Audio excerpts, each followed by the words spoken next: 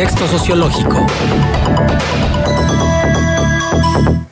Luis Fernando García Busaído, un gusto saludarte como cada viernes. Juan, el gusto es mío, como siempre, un gran abrazo. Mira, te cuento, en las distintas columnas que he escrito a lo largo de esta semana, surgió una reflexión que aparentaba ser un poco descabellada, porque proponía yo la posibilidad, que pareciera ser absurda, pero muchas posibilidades de realidad, de que Cuauhtémoc Blanco o un personaje de su talla pudiera ser propuesto para presidente en 2024, presidente de la República. Entonces, sobre eso versa la reflexión del día de hoy, ¿no? Pues sí, y una vaya que es digna de reflexión, porque, bueno, sería ahora sí que corroborar aquella frase de que si Kafka hubiera nacido en México sería escritor costumbrista. Exactamente.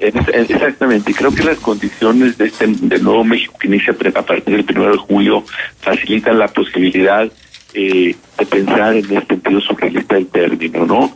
Fíjate, algunos lectores que leyeron una reflexión editorial previa, ¿no?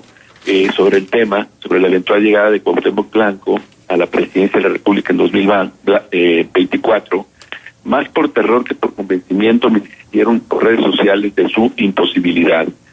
Veamos, vivimos en una sociedad deshumanizada en la cual la experiencia de vida existe solo si es representada en medios de comunicación o redes sociales.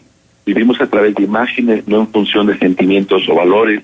De esta manera, esos medios y redes nos relacionan a través de imágenes que privilegian el tener, el aparentar y la relación mercantil entre nosotros.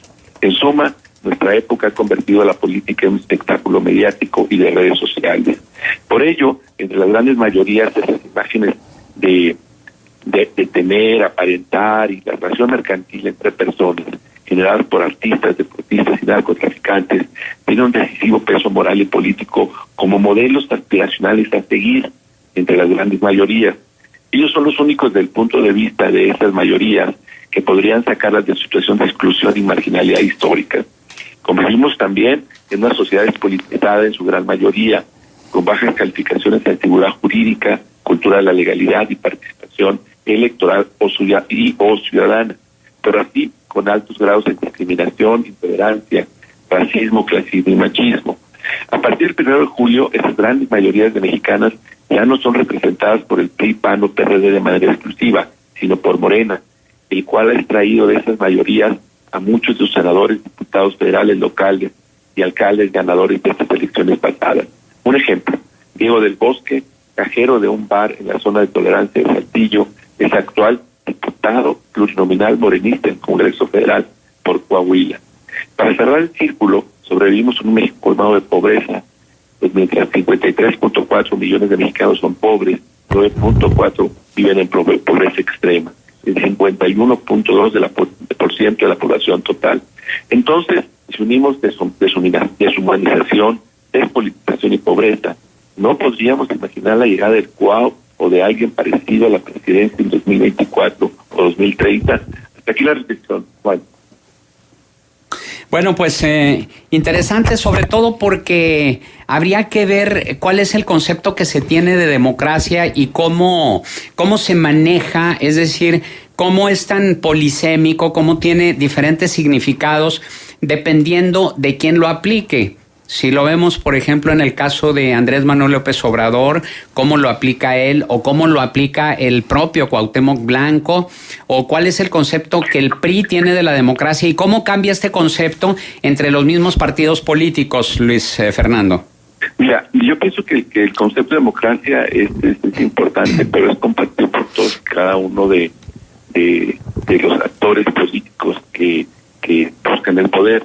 En este caso, Morena, que es la que tiene el poder pues prácticamente absoluto, no solamente del Congreso y del Senado, ¿verdad? Y que tiene la posibilidad de cambiar leyes a placer, está generando la posibilidad de crear una clase política diferente, directamente vinculada, entre comillas, con ese pueblo.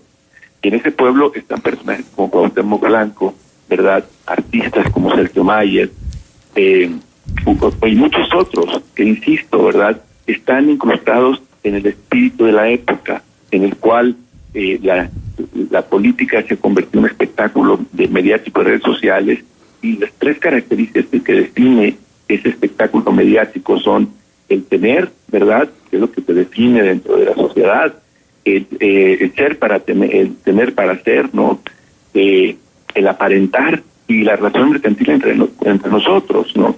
Si a eso le sumamos, ¿verdad?, la llegada de Morena con la fuerza política que tiene, entonces, entre las grandes mayorías, las personas que tienen el peso decisivo moral y político para ser encumbradas en puestos importantes de la sociedad pública son los artistas y los deportistas mayormente, y también los narcotraficantes. Mira, no hemos estudiado todavía el perfil de los diputados y senadores que han llegado al Congreso y a la Cámara de Senadores, pero hay muchos, y lo digo sin ningún espíritu clasista, ni mucho menos, como Diego del Bosque, aquí en Saltillo, que es un cajero de un bar de la zona de Tolerancia, y es actual diputado federal plurinominal morenista en el Congreso. Entonces, si Morena va a extraer tus cuadros, ¿verdad?, de ese pueblo, entre comillas, entre los cuales los artistas, los deportistas, la gente, digamos, popular en las colonias, etcétera, etcétera, puede tener una posibilidad de ser diputado, presidente, etcétera. Yo pienso que un personaje como Cuauhtémoc Blanco sí tiene posibilidades de ser nominado para la presidencia de la República. Además, sobra decirte que vivimos en un país mayormente pobre, ¿verdad?, y muy despolitizado, ¿no? Entonces, si unimos deshumanización, despolitización y pobreza, creo que hay condiciones como para que Cuauhtémoc o algún personaje parecido pueda encumbrarse a la presidencia o a los puestos, ¿verdad?, precedentes, ¿no? Es un poco la tesis, Juan. Luis Fernando, ¿qué tal? Buenos días. Saluda a Manuel Cerrato. Oye, Manuel, ¿cómo estás? Bien, muy bien. Quisiera conocer tu opinión, ahora que mencionas también los perfiles de los diputados y demás. Muy polémico personaje, Pedro Carrizales, el Mijis, el famoso Mijis que todos conocemos. Esta propuesta de que los reos puedan tener seguro social, que puedan tener Infonavit.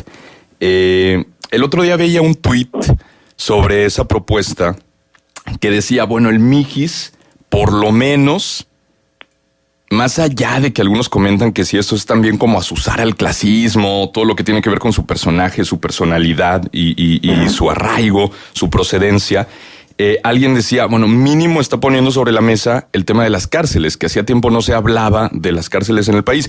Yo creo que no es tan correcta esa afirmación porque creo que la crisis del sistema penitenciario en México es un problema que se ha estudiado. No se ha resuelto por todo lo que implica, pero todos conocemos de ese flagelo y de ese grandísimo pendiente en el sistema de justicia penal, las cárceles sobrepobladas, la poca eficacia de los cerezos estatales, de los cerezos federales también. Pero decían que por lo menos eso es un beneficio de la representatividad que puedan llegar estos personajes. ¿Qué opinas al respecto? Mira, yo pienso que precisamente por esa vinculación directa, bueno, buenos días, ya te saludé, ¿no? Pero mira, uno de los grandes problemas que hay no grandes problemas, sino de los nuevos fenómenos que se van a presentar en términos de la representativa política, por esa vinculación tan directa que López Obrador tiene con el pueblo, entre comillas, ¿no? Van a empezar a surgir fenómenos como el del Mijis, como fenómenos como el de Diego del Bosque, por ejemplo, y como muchos otros que, insisto, no han sido estudiados a cabalidad. Urge, y espero yo poderlo hacer inclusive, ¿no?, hacer un estudio del perfil de representatividad que es definido a partir de la llegada de Morena al Congreso y al Senado. La pregunta es, ¿cuántos personajes como el Mijis o como Diego del Bosque hay, ¿verdad?, que en realidad, más allá de su expresión popular, de su arraigo, digamos, en la base a la cual pertenecen y de la oleada tsunamita impulsada por Morena, tienen la capacidad para ejercer una representatividad en el sentido constructivo del término? Y lo digo por cuestiones básicamente de formación. El Mijis no es un diputado federal, es local. Sí, es local del Congreso de San Luis. ¿Verdad?